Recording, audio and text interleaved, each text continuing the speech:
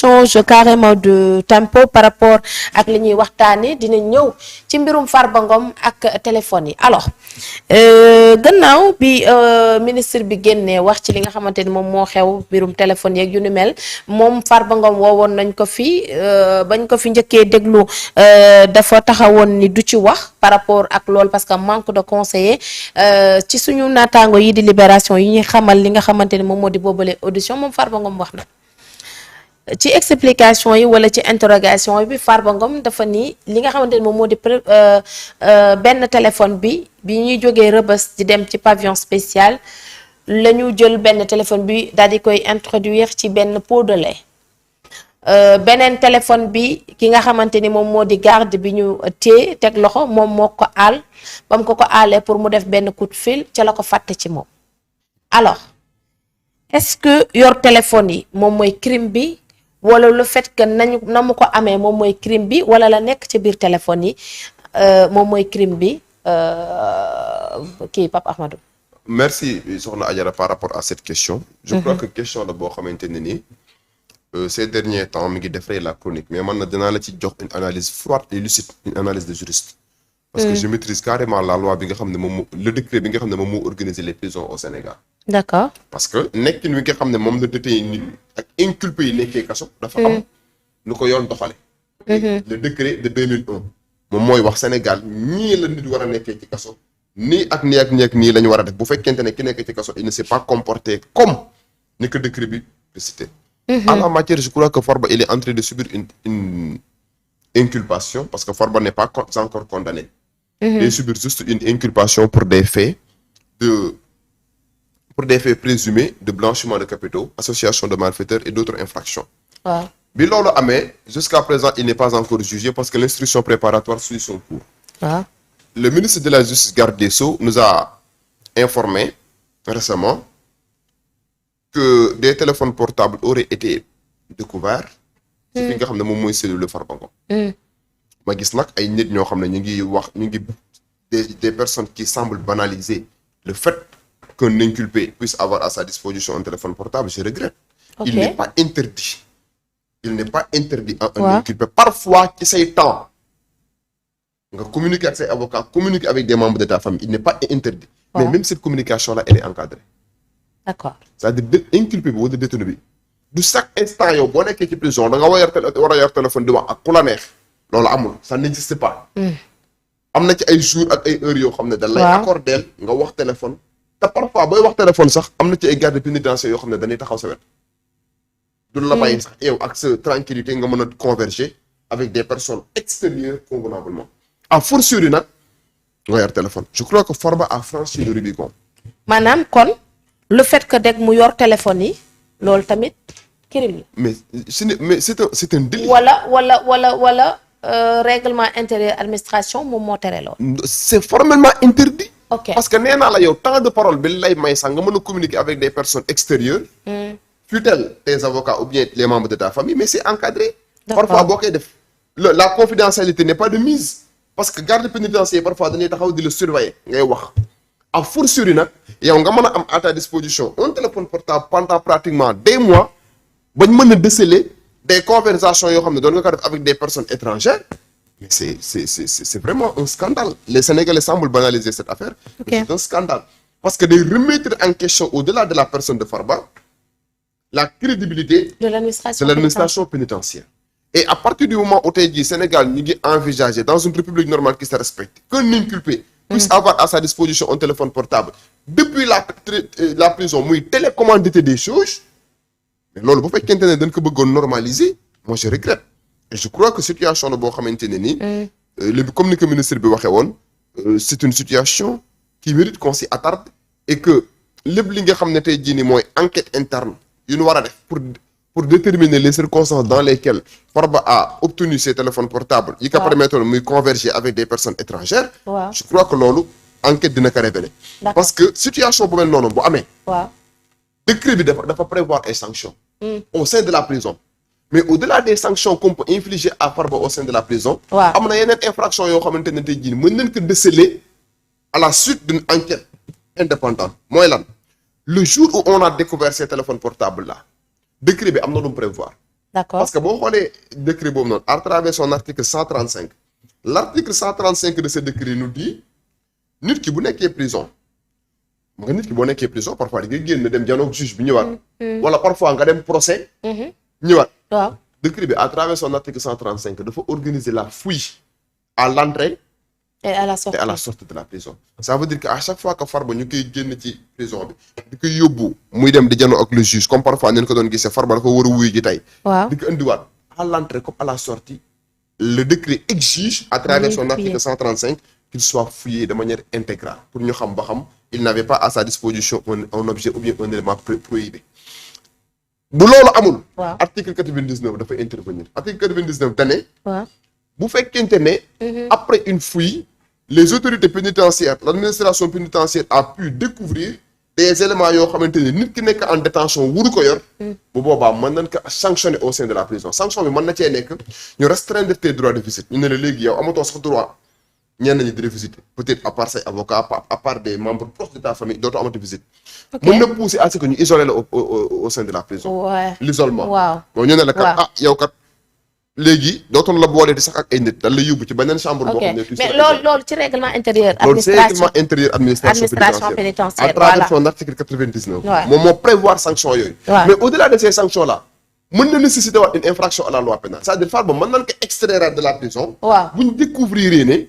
téléphone portable yooyu noonu ñu ngi ci doon jokkalanteel maanaam li nekk ci biir li nekk ci biir yi ma njëkk a wax ni ba loolu loolu le fait que mu gàddu téléphone yi non la c'est des sanctions disciplinaires au sein de la au sein de l'administration ba léegi bokkul ak infraction yi nga xam ne mën nañ kaa ngàllaat ci kaw Farba bu nekkee li nekk ci biir téléphone yi bu ak ñam nekkee doon li waxal nekk ci biir téléphone bi ak ñam doon waxal da ci doon nas ay affaires yoo xamante ne Sénégal yoonu Sénégal daf koy tere bu boobaa c'est le code pénal ce n'est plus le décret mais c'est le code pénal parce que Ouais. décret bi moom li koy intéressé mooy sanction yi lay infliger au sein de la prison mooy ay isolement ay restreindre ses visites Ouais. loolu c'est pas grave Ouais. mais bu fekkente ne après une enquête profonde on a pu découvrir que Farba dès la prison da doon concocter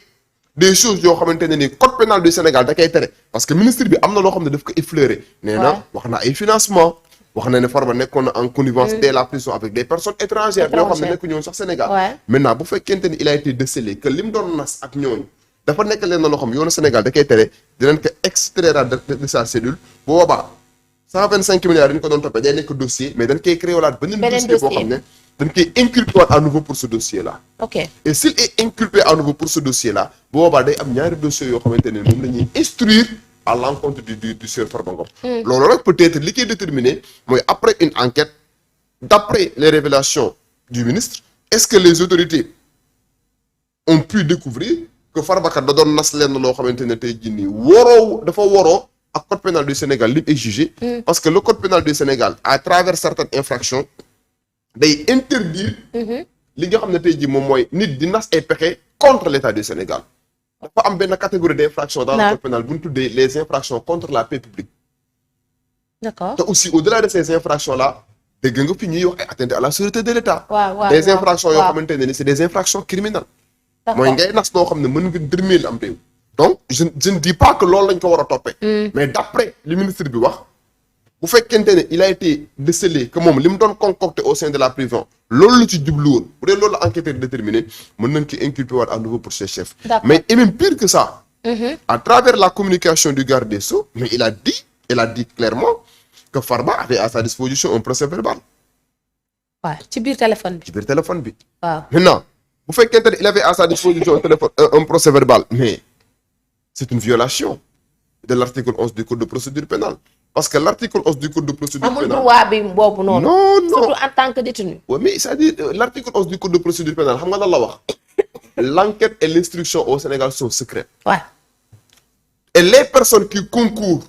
à cette instruction-là sont tenues par le professeur sont tenues au secret professionnel loolu la disposition de l'article 11 wax l'enquête et l'instruction sont secrètes et les personnes qui concourent à cette enquête à cette instruction sont tenues au secret professionnel xam nga loolu la lay signifier c'est-à-dire magistrat yi ak avocats yi nga xam ne ñoom ñooy gérer instruction ñoom sax dañ leen di inculper ñoom dañ leen di maanaam interdire dañuy leen di suspecter dañ leen di interdire ñuy am à leur disposition ba di ko génne enquête ak instruction mais à fortiori yow nga xam ne tu es un simple inculpé d'accord donc bu fekkente ne creuser nañ en la matière ba xam Farba fan la jëlee fan la li nga xam jëlee ne loolu moom mooy ba mu agsi ci moom mooy moom. procès verbaux yooyu ba mu jëlee ci moom je crois que il y aura une scène de responsabilité moom Waaw. dina daanu ñi ko facilité mu am procès verbaux yooyu noonu aussi dinañ daanu et en la matière j'ai entendu dire que l'un des membres de l'administration pénitentiaire a été placé sous mandat de dépôt exactement. pour ces chefs là Waaw. donc je crois que bu fekkente ne enquête bi continuer nañ ko wëyal nañ ko dinañ déceler yeneen personne tapis dans l'ombre yoo xam ne Ouais. peut-être ñoom ñoo nekkoon derrière cet acte bi nga xamante ne c'est un acte répréhensible. mais man nan ngay jàngatee audition bi nga xamante ni ak aveu yi nga xamante ni moom la def par rapport ak téléphone bi nan la def ba agsi ci moom ba muy jógee rëbës niñ ko introduire ci benn pot de lait le fait que aussi tamit bi ko beneen téléphone bi nga xamante ni agent pénitentiaire bi moom moo ko aal pour mu def benn téléphone mu fàtte ko si et là aussi ñu ne enquêteurs yi maanaam la gendarmerie loolu noonu dafa nasaxal seen xel. waaw xam nga tax na mënuñu woon a dañuy xaarandi pour gën a creuser parce que jàpp nañu loolu c'est pas possible. xam nga lan moo tax. waaw bu njëkkan dañ daan wax en droit l'aveu c'est la reine des preuves bu njëkkan. dañ daan wax en droit l'aveu c'est la reine des preuves. mooy nit bu avoué rek. waaw lim avoué ci loolu la ñuy sukkandiku parce que moom moo avoué boppam. waaw ni yewul ni moom moo yor téléphone mais plus maintenant. xam nga la moo tax l'aveu n'est plus la reine des preuves. soxna Adjara nga nekk ñu lay enquêter wala nga dem tribunal nga avoué sax. taxul yow li nga wax noonu ñu prendre en considération xam nga lan moo tax parce que la personne est capable d'avouer yenn affaires yi pour protéger d'autres personnes yoo xam ne bëgg leen dugal loolu moo tax bi mu waxee loolu enquêteur yi na loolu doyuñu et moi je suis de ceux qui pensent que c'est une stratégie de défense très bancale de sa part c'est une stratégie de défense très bancale de la part de Farba que de faire croire aux enquêteurs que oui l'administration pénitentiaire par le canal de son agent a oublié les téléphones portables loolu c'est une stratégie de défense très bancale li mu ci jublu peut-être mooy protéger des personnes yoo xamante ne ni bu ñu creuser enquête bi ils vont tomber au même titre que Farba moo tax cet aveu là ne lie pas les enquêteurs mais li mu wax loolu agent bi wax ouais mais mën na nekk en connivence avec l'agence il peut être en connivence avec l'agence il y a la complicité même bu fekkente ne à la matière agent bi li ñu ko nar a toppee mooy complicité parce que Farba dinañ ko inculper waat loolu moom ça coule de source ah bon mais forcément boo jàppee agent bi kay lan ngay toppee agent bi le fait que mu déceler li nga xam moom moo di téléphone bi waaye mais léegi moom loolu kan la ko defal bu fekkee da cee nekkoon en connivence avec Farba nag bu fekkee obligatoirement et naturellement il était en connivence avec Farba moo tax Farba dans les jours à venir dinañ ko inculper waat par rapport à d'autres faits loolu ça coule de source on n'a pas besoin d'être un juriste pour le comprendre ok voilà te le seul fait que tey ji mu def aveu yi même bu fekkente ne cet aveu là ne lie pas les enquêteurs parce que mën na avouer wax ne wooy naan pour protéger d'autres personnes enquêteurs yi xam nga ñen ñoo leen intéressé ces personnes extérieures à la prison yi nga xam ne ñoom la Farba doon jokkalanteel d'accord qui sont-elles ces personnes-là et à partir du moment où les enquêteurs ont une idée par rapport en tout cas à ces personnes tapées dans l'ombre yi nga xamante ne nii à distance dañ doon interférer wu sur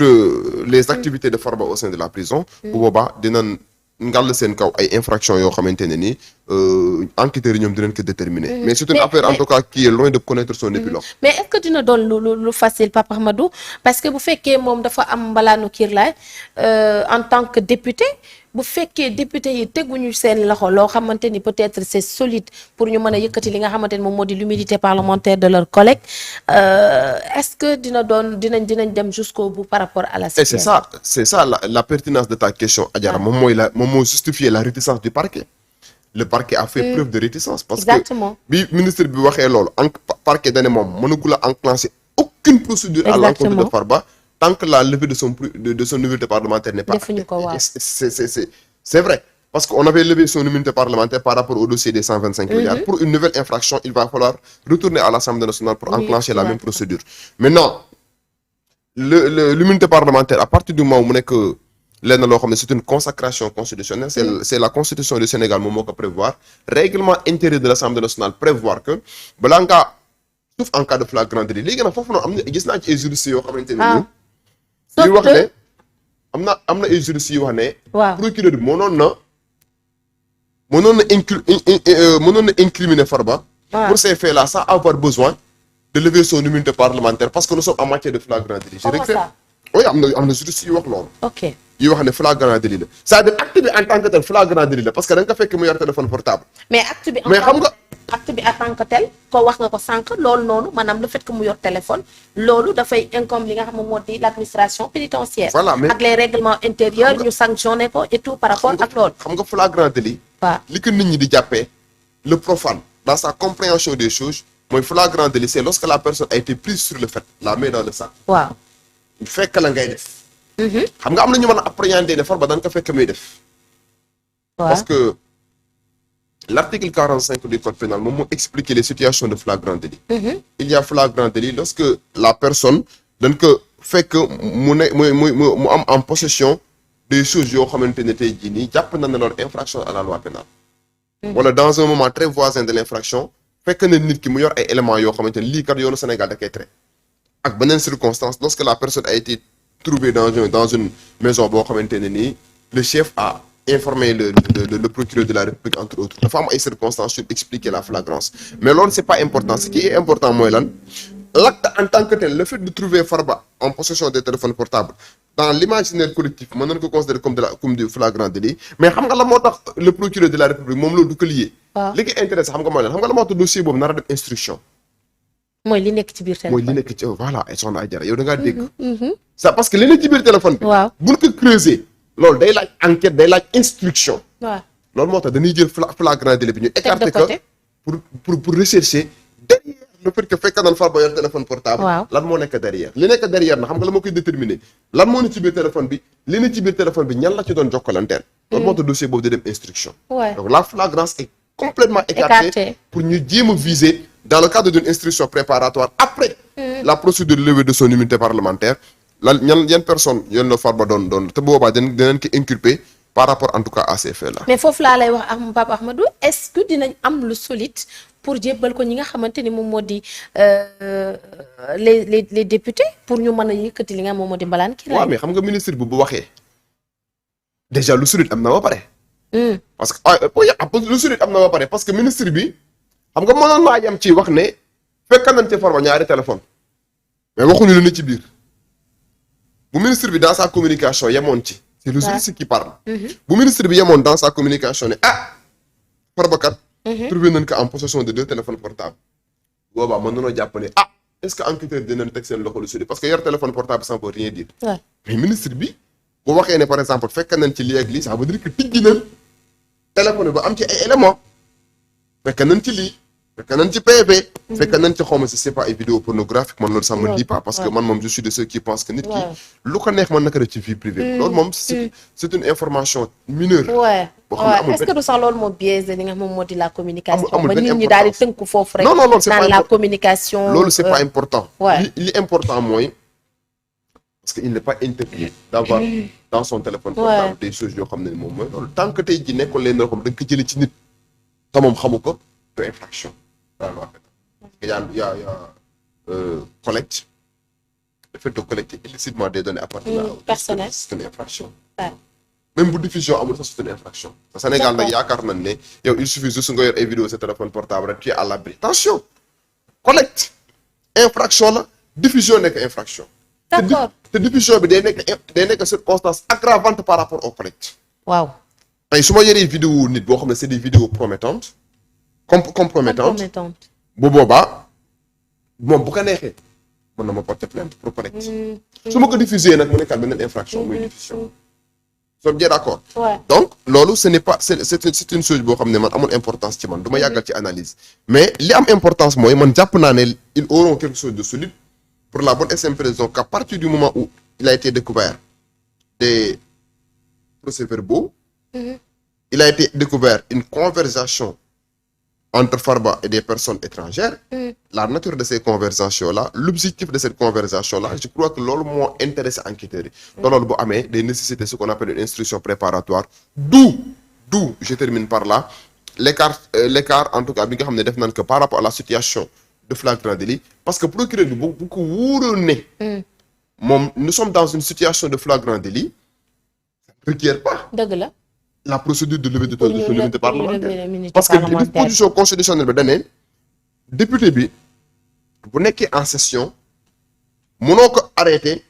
mënoo ko poursuivre mënoo ko condamner ci ay faits yoo xam ne daf ko def sauf en cas de flagrant délit donc le seul fait que le procureur